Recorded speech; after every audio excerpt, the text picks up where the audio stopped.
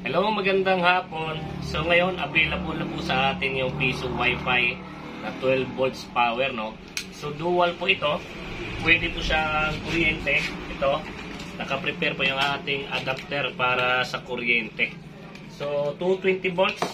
At ito naman, baterya para sa ating Piso Wi-Fi window machine. So sa mga lugar na walang kuryente or palaging brown out, yan po yung cause, no, na nasisira yung Piso Wi-Fi natin. So mas mabuti na naka 12 volts power kayo, lalo na pag solar setup, no. So walang brown out, no. So make sure lang na yung baterya nyo is 150 Ah above, no, para yung ating Piso Wi-Fi is 24/7 na naka-power on. So di po kailangan na baterya lamang, walang solar setup or panel backup. Kailangan po is complete solar power. So ngayon ipapakita ko sa inyo na gumagana yung ating Piso Wi-Fi using this battery.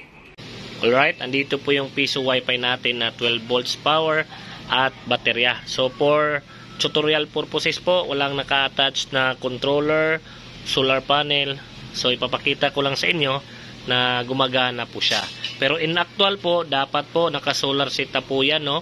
May panel at controller po yung Piso Wi-Fi nyo. Dahil pag wala, sigurado patay yung Piso Wi-Fi natin. So andito po yung kanyang wire. Attach natin dito. Negative yung color black. At positive naman yung kulay pula. Yan. Oops. So ayun, nag-power on yung ating Piso Wi-Fi window machine.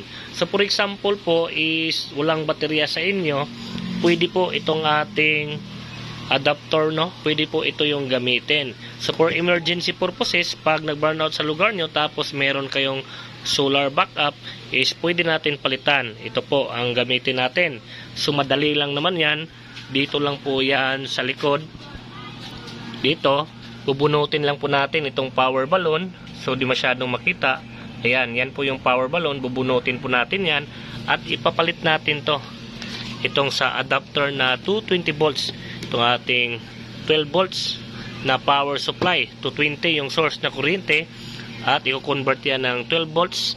Ipapalit natin dyan. Ayan, so ganyan lang po. So ngayon, try natin na mag-connect para makita nyo. Andito yung extra phone. Ayan, so connect tayo sa Piso Wi-Fi.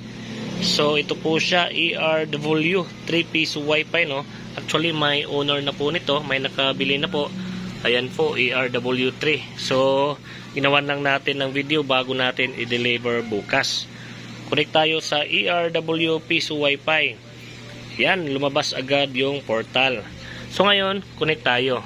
So for example, di na-click ng client yung insert coin, is hindi po yan kakain ng barya. So no hassle po tayo.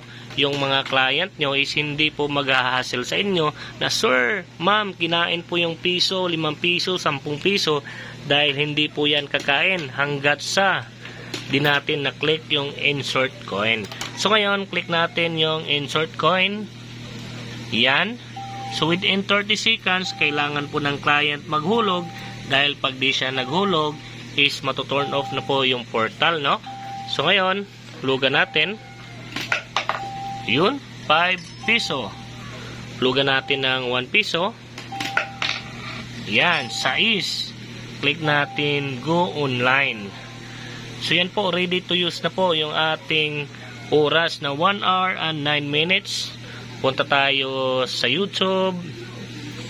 Ayan. Yun, gumana po.